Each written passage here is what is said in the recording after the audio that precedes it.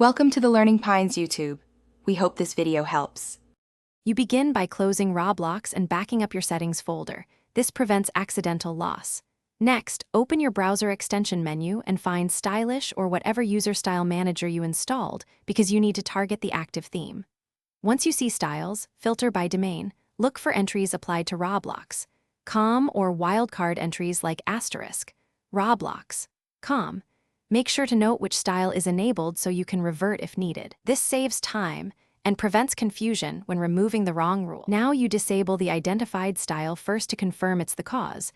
Toggling off lets you test without permanent removal. If the game looks correct, delete that style entry or uninstall the extension if you no longer need any user styles. Once removed, clear your browser cache and restart the browser so cached CSS won't persist. If Roblox is desktop, also restart the Roblox client. Make sure to check in both desktop and browser sessions to ensure the theme is fully gone.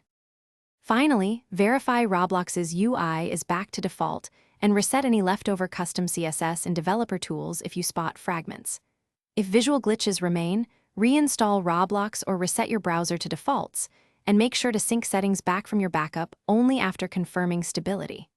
If removal causes errors, disable other extensions to isolate conflicts and report the issue with screenshots. One key troubleshooting tip: when in doubt, test in a fresh browser profile. This quickly identifies extensions. Thanks for watching. Consider subscribing if we helped you.